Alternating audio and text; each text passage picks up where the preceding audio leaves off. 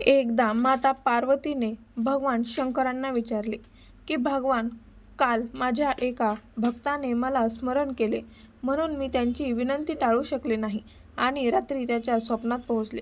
त्याच वेळी त्यांनी मला 3 प्रश्न विचारले. तेव्हा मी त्याला म्हणाले, उद्या मी तुझ्या स्वप्नात पुन्हा येईल आणि तुझ्या तिन्ही प्रश्नांची उत्तरे नक्की देईल. प्रभू, जेव्हापासून माझ्या भक्ताने मला 3 प्रश्न विचारले तेव्हापासून माझे मन अस्वस्थ झाले आहे. आता कृपया मला त्या 3 प्रश्नांची उत्तरे सांगा आणि कृपया माझे समाधान करा, जेणेकरून मी माझ्या भक्ताला या 3 प्रश्नांची उत्तरे देऊ शकेल. भगवान शिव म्हणतात, पार्वती, ठीक आहे. मला तुझे 3 प्रश्न सांग. तुझे समाधान करण्याचा मी सर्वप्रती प्रयत्न करेल. तेव्हा माता पार्वती म्हणजे प्रभू, माझा पहिला प्रश्न आहे की कोणत्या स्त्रीच्या नशिबी पुत्रप्राप्ती नाही. माझा दुसरा प्रश्न असा आहे की कोणता दागिना परिधान केल्याने पुरुष किंवा स्त्रीचा वेदनादायक मृत्यू होतो. माझा तिसरा प्रश्न आहे की स्त्रीच्या कोणत्या शृंगारामुळे तिला स्वर्गात स्थान मिळते. तर भगवान शिव म्हणतात, पार्वती, तुझे 3ही प्रश्न खूप महत्त्वाचे आहेत. जो कोणी या 3 प्रश्नांची उत्तरे समजून घेऊन मिळालेले ज्ञान जीवनात लागू करतो, त्याला जीवनात आणि मृत्यू नंतरही स्वर्गाची प्राप्ती होते. भगवान शिव म्हणतात, पार्वती, आता मी तुला तुझ्या 3 प्रश्नांची उत्तरे एका छोट्या कथेद्वारे देईल, जेणेकरून तुला व्यवस्थित समजेल. पण माझी एक अट आहे की जोपर्यंत मी ही गोष्ट सांगतो तोपर्यंत तुम्ही मनापासून ऐकत राहा. तेव्हा पार्वती म्हणाली, ठीक आहे भगवान, मी तुम्हाला वचन देते की मी कथा पूर्णपणे ऐकेल. तुम्ही कथा सुरू करा. माझी तुम्हाला विनंती आहे की कथेच्या शेवटपर्यंत सोबत राहा, कारण अर्धवट कथा ऐकल्याने नेहमी अर्धवट ज्ञान मिळते. ते आयुष्यात कधीच उपयोगी पडत नाही. तर कथेला सुरुवात करूयात. भगवान शिव म्हणतात, पार्वती, पर्वताच्या पायथ्याशी एक छोटेसे गाव होते. त्या गावाच्या प्रमुखाला 2 मुलगे होते. मुलांचे लग्न झाले होते. गावाच्या प्रमुखाची बायको आणि मोठ्या मुलाची बायको दोघेही दुष्ट स्वभावाचे होते. प्रमुखाच्या पत्नीचे आपल्या मोठ्या सुनेवर खूप प्रेम होते, पण धाकट्या मुलाची बायको अतिशय चांगल्या स्वभावाची होती आणि ती एक धार्मिक स्त्री होती आणि घरची सर्व कामे एकटीच करत असे. असे असतानाही प्रमुखाची पत्नी आणि त्याच्या मोठ्या मुलाची बायको नेहमी धाकट्या सुनेचा अपमान करत. भगवान शिव म्हणतात, पार्वती, मुखियाच्या मोठ्या मुलाच्या सुनेला मुलगा झाला. दुसरीकडे धाकट्या सुनेला मुलगी होती, पण तिला मुलगा नव्हता. भगवान शिव म्हणतात, पार्वती, प्रमुखाची पत्नी आणि मोठी सून नेहमी लहान सुनेला मुलगा न झाल्याबद्दल टोमणे मारत असत. पण ती बिचारी काय करू शकते? ती नेहमी ऐकायची.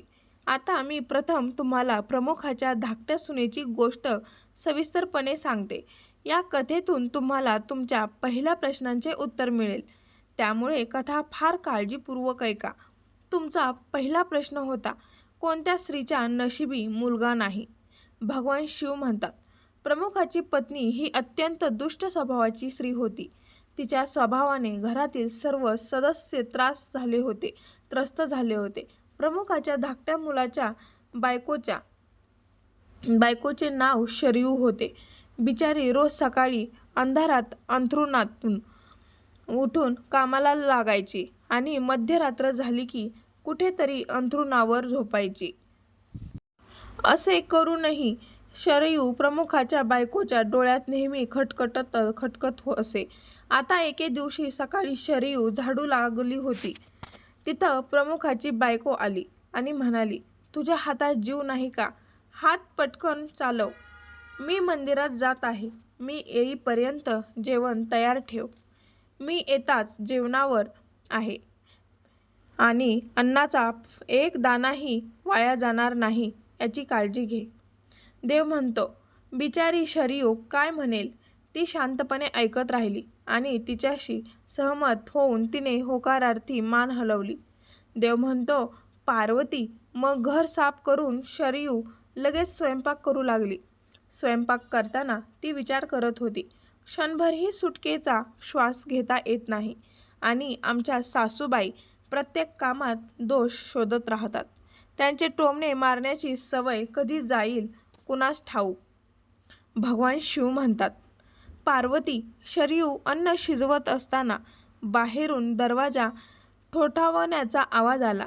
तर शरयूला वाटलं जेवण आत्ताच बनवले, सासू लवकर परतल्यासारखं वाटतं. तेवढ्यात शरयूने दरवाजा उघडला आणि तिथे एक साधू उभा असलेला दिसला. आता साधू म्हणू लागला, मुली, तुझे लग्न चिरकाल टिकून राहो. बाबांना थोडे अन्न दे, मला खूप भूक लागली आहे. भगवान शिव म्हणतात. पार्वती, शरयू ही अतिशय साधी आणि सुसंस्कृत स्त्री होती. तिने साधू महाराजांना भोजन देण्याचा विचार केला, पण सासूबाई आल्या तर त्या काय म्हणतील असा विचार करू लागली. मग थोडा वेळ विचार करून तिने संन्यासीला जेवायला द्यायला सांगितले आणि त्याच वेळी शरयू मनात म्हणाली, सासूबाईंना कशाला घाबरू. सासूबाईंनी येऊन मला काही विचारले तर मी माझ्या वाट्याचे अन्न देत असल्याचे सांगेन. भगवान शिव म्हणतात. पार्वती, मग असा विचार करून शरयू भिक्षूला आत घेऊन गेली आणि अतिथी धर्माचे पालन करू लागली. साधू जेवण करत असताना सासूबाई आल्या आणि घरात बसलेल्या साधूला पाहून त्याचा राग एकदम गगनाला भिडला आणि अचानक ती शरयूला म्हणाली, आपण घरामध्ये भंडारा किंवा लंगर चालवत नाही. अहो भिकारी, निघा इथून. शरयूने तिच्या सासूला रोखण्याचा खूप प्रयत्न केला, पण त्या दुष्ट सासूने साधूला मारून घराबाहेर काढून दिले. त्याचे अन्न काढून फेकून दिले. आता तिचा राग शरयूवर भडकला आणि ती म्हणाली, मी तुला अन्नाचा एकही दाणा देणार नाही, दाया घालवू देणार नाही असं सांगितले होते, पण तू काय केले. तू अन्न का वाया घालवले. भगवान शिव म्हणतात. पार्वती, शरयू म्हणाली, आई, मी त्याला माझ्या वाटेचे अन्न दिले होते. यात इतकं वाईट मानण्यासारखं काहीच नाही. पाहुणे हे देवाचे रूप आहे. प्रत्येक गृहस्थाने अतिथी धर्माचे पालन करावे. अशा प्रकारे सासू सुनेचा वाद बराच काळ चालू राहिला. शेवटी त्या कुटील सासूने शरयूला घरातून हाकलून दिले. आता बिचारी मुलगी रडतच दार वाजवत राहिली, पण सासू दगडासारखी झाली. तिचे मन विरघळलेच नाही. आता शरयूकडे एकच पर्याय उरला होता, तो म्हणजे तिच्या घरी माहेरी परतणे. अशा प्रकारे शरयू तिच्या मातृगृहाकडे निघून गेली आणि मध्ये घनदाट जंगल होतं. भुकेने व्याकुळ होऊन शरयू आपल्या माहेरी जात होती. मग अचानक ढगाचा गडगडाट झाला आणि जोरदार पाऊस सुरू झाला. शरयूने पावसापासून वाचण्यासाठी झाडाचा आश्रय घेतला. मात्र पावसाचा जोर इतका होता की त्यातून बाहेर पडणे कठीण झाले. आता त्या झाडाच्या मुळाशी कोठार होते. जोपर्यंत पाऊस पडत आहे तोपर्यंत कोठाराच्या आत राहून पावसापासून स्वतःला वाचवता येईल असा विचार करून शरयू कोठारामध्ये शिरली. जेव्हा ती वृक्षाच्या कोठारात गेली तेव्हा तिला त्या कोठारामध्ये एक ऋषी दिसले. ते ऋषी दुसरे कोणी नसून विष्णूच होते. तेव्हा विष्णू म्हणाले, बेटी, रडू नको. मला माहीत आहे की तुझे घरचे लोक तुझा अनादर करतात, कारण ते वाईट स्वभावाचे आहेत आणि तुला टोमणे मारतात, कारण तुझ्या वहिनीला मुलगा झाला आहे आणि तुला अजून मुलगा झाला नाही. तू काळजी करू नको. मी तुला एक कागद देतो. त्यात लिहिलेल्या उपायांचे पूर्ण भक्तिभावाने पालन कर. मग तुला पुण्यवान पुत्र प्राप्त होईल. आणि अशा प्रकारे कागद देऊन विष्णू निघून अदृश्य झाले. पाऊस थांबल्यावर तिचा नवरा शरयूला शोधत तिथे पोहोचला. त्यानंतर आई वडिलांच्या घरी जाण्याऐवजी शरयू पतीसोबत त्याच जंगलात एका झोपडीत राहू लागली. मग एके दिवशी शरयूला मुलगा होण्याचा विचार आला आणि विचार करू लागली की जर मलाही मुलगा झाला असता तर मलाही सासरच्या घरात मान मिळाला असता. आता ती मुलगी असाच विचार करत होती तोपर्यंत तिला साधूने दिलेला कागद आठवला. शरयूने तो कागद वाचला तेव्हा त्यात लिहिले होते की मुलगा होण्यासाठी स्त्रीने नेहमी रात्री पुरुषाच्या डाव्या बाजूला झोपावे. उजव्या बाजूला झोपल्याने उजव्या अनुनासिक स्वर क्रियाशील होतो. त्यामुळे जेव्हा जेव्हा पुत्रप्राप्तीची इच्छा होत असेल तेव्हा त्या स्थितीत मिळण्यापूर्वी पुरुषाचा डावा स्वर आणि स्त्रीचा डावा स्वर सक्रिय होईल याची खात्री करावी. त्यावेळी गर्भधारणा करावी. असे केल्याने नक्कीच मुलगा होईल आणि याउलट अनुनासिक स्वर सक्रिय झाले तर मुलगी जन्माला येते. कागदात पुढे असे लिहिले होते की मासिक पाळी सुरू होण्याच्या 5व्या रात्री मिलनाने मुलगी जन्माला येते. 6व्या रात्री मिलनाने मुलगा जन्माला येतो. 7व्या रात्री संगनमताने मुलगी जन्माला येते. 8व्या रात्री मिलनातून मुलगा जन्माला येतो. 9व्या रात्रीच्या मिलनातून मुलगी जन्माला येते. 10व्या रात्री मिलनातून मुलगा जन्माला येतो. असेच पुढचे 11व्या, 12व्या, 13व्या, 14व्या आणि 15व्या दिवशी कोणत्या दिवशी मुलगी आणि मुलगा जन्माला येतो असे त्या साधूने त्या कागदामध्ये शरयूसाठी लिहून ठेवले होते. शरयू तो कागद वाचत होती. त्यात शरयूने वाचले की 16व्या रात्री संपन्न पुत्ररत्न होते. अशा प्रकारे 16व्या रात्री शरयूने आपल्या पतीशी एकरूप होऊन गर्भधारणा केली. आता सकाळी अंघोळ करून पूजा उरकून शरयूचा नवरा लाकडे तोडायला गेला तोपर्यंत वादळ आले. आता वादळात शरयूची झोपडी उडून जाते आणि मुसळधार पाऊस सुरू होतो.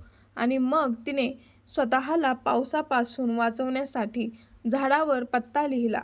हा पत्ता त्याच कोठाराचा होता ज्यात शरयू पावसापासून वाचण्यासाठी लपली होती.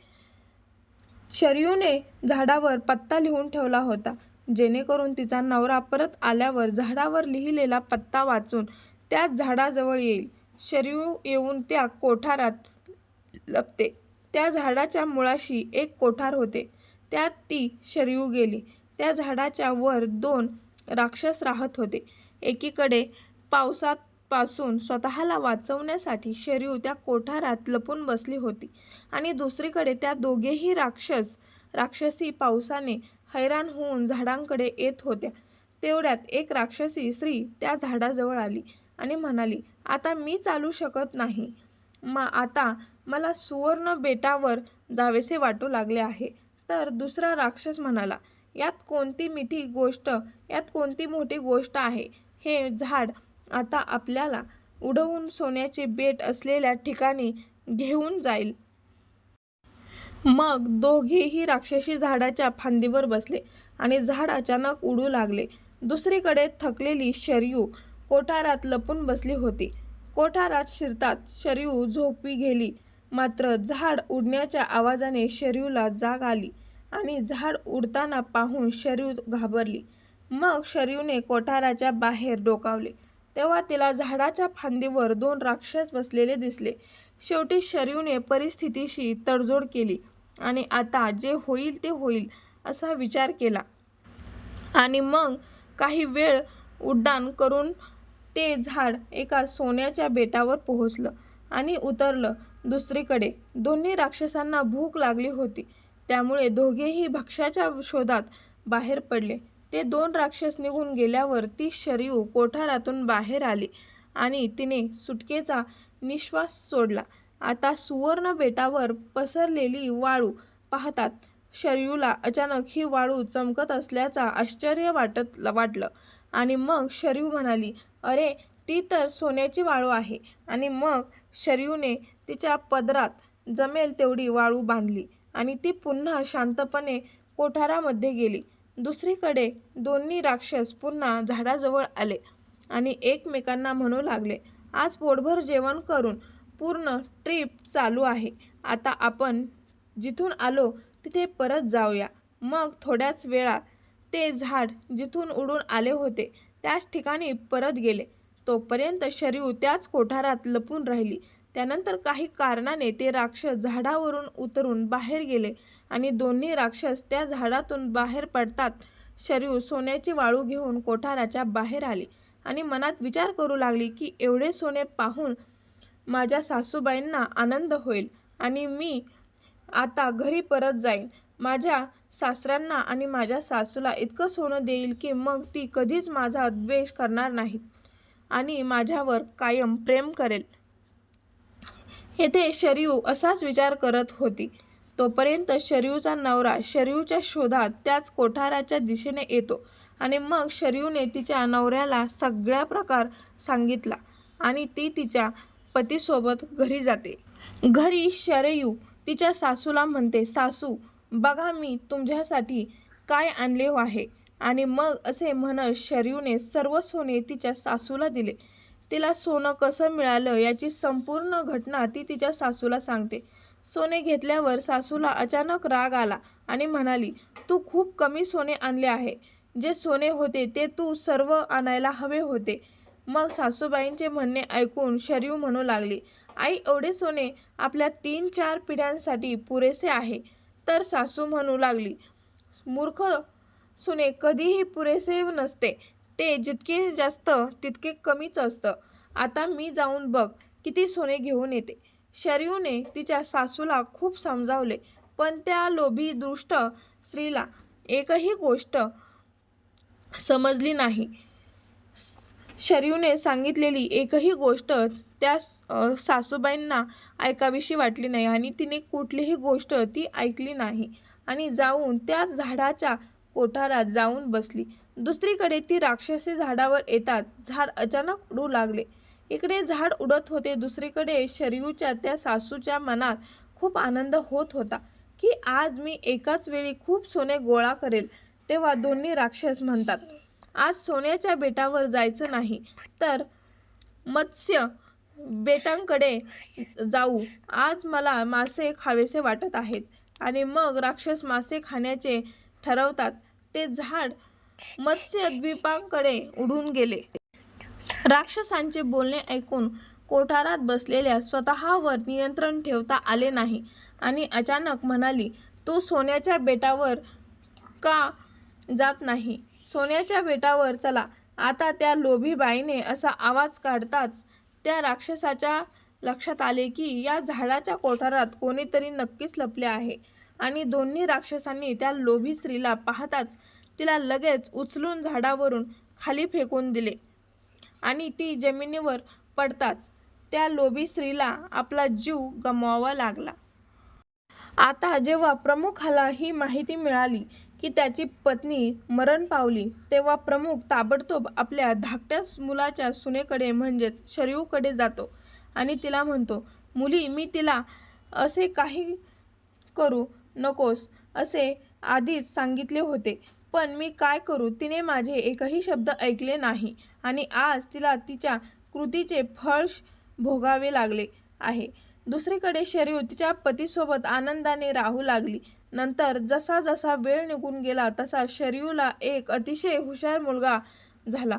मग शरयूला आपल्या मुलाला तिच्या मांडीवर खेळवताना आनंदाची सीमा राहिली नाही आणि तिने पुन्हा विष्णू आणि लक्ष्मीचे मनापासून आभार मानले. दुसरीकडे प्रमुखाच्या मोठ्या मुलाची सून जी नेहमी शरयूला मुलगी झाल्याबद्दल टोमणे मारायची, जेव्हा शरयूला मुलगा झाला आणि पैसेही मिळाले तेव्हा तिची बोलती बंद झाली. आणि दुसरीकडे प्रमुखाचा मोठा मुलगा आणि सून गरिबी दिवस घालू लागले. म्हणून प्रमुखाची मोठी सून जाते आणि शरयू समोर हात जोडून तिच्या चुकीबद्दल माफी मागते. शरयू एक अतिशय दयाळू स्त्री होती. ती तिच्या जाऊबाईला माफ करते आणि तिने आणलेले अर्धे सोने तिच्या जावेला देते आणि अशा प्रकारे प्रमुख आपल्या धाकट्या सुनेची खूप प्रशंसा करतो आणि मग त्या प्रमुखाचे संपूर्ण कुटुंब मोठ्या प्रेमाने जीवन जगू लागतो. हळूहळू वेळ आनंदाने जाऊ लागला. प्रमुखाच्या मोठ्या सुनेला जन्मलेला मुलगा वाईट वळणाचा होता म्हणून त्याने सर्व सोने वाईट गुणांमध्ये वाया घालवले. आणि दुसरीकडे शरयूला झालेला मुलगा खूप हुशार होता. त्याने आयुष्यात एवढी प्रगती केली की त्याच्या आईवडिलांना अभिमान वाटावा. शरयू आणि त्याच्या वहिनीने आपले आयुष्य भरभरून जगले. तेव्हा मृत्यूच्या पक्षात शरयूला स्वर्ग प्राप्त झाला आणि तिच्या वहिनीला नरकात स्थान मिळाले. भगवान शिव म्हणतात, पार्वती, तुझा पहिला प्रश्न असा होता की कोणत्या स्त्रीच्या नशिबात पुत्रप्राप्ती नाही. तेव्हा समजून घ्या, जे विष्णूने सांगितलेल्या नियमांच्या विरुद्ध गोष्टी करतात त्यांना पुत्रप्राप्ती नशिबी नसते. म्हणून ज्या बंधू भगिनींना मुलगा किंवा मुलगी व्हावी असे वाटते त्यांनी ही कथा पुन्हा पुन्हा काळजीपूर्वक ऐका आणि त्यांच्या इच्छेनुसार मुलगा किंवा मुलगी संतान प्राप्त करा. तुझा दुसरा प्रश्न होता की कोणता रत्न धारण केल्याने पुरुष किंवा स्त्रीचा वेदनादायक मृत्यू होतो. तर समजून घ्या की हा लोभाचा रूपातील एक रत्न आहे जो प्रमुखाच्या पत्नीने परिधान केला होता आणि भरपूर सोने आणण्याच्या लोभापती कोठारात प्रवेश केला आणि राक्षसांनी खाली फेकल्यामुळे प्रमुखाच्या पत्नीचा वेदनादायक मृत्यू झाला. त्यामुळे लोभाचा दागिना कधीही घालू नये. भगवान शिव म्हणतात, पार्वती, आता तुझा तिसरा प्रश्न होता की कोणत्या शृंगारामुळे स्त्रीला स्वर्गात स्थान मिळते. चारित्र्यवान आणि पतीप्रती भक्ती असलेली स्त्री तिच्या मृत्यूनंतर स्वर्गात जाते. तर भक्तजनो, असे हे 3 प्रश्न माता पार्वतीने भगवान शिवशंकरांना विचारले होते. अर्थातच तुम्हाला या सर्व प्रश्नांची उत्तरे मिळाली असतील. व्हिडिओ आवडल्यास लाईक, शेअर आणि चॅनेलला नक्की सबस्क्राईब करा. व्हिडिओ पाहिल्याबद्दल तुम्हा सगळ्यांचे मनापासून धन्यवाद. ओम नमः शिवाय. ओम नमः शिवाय.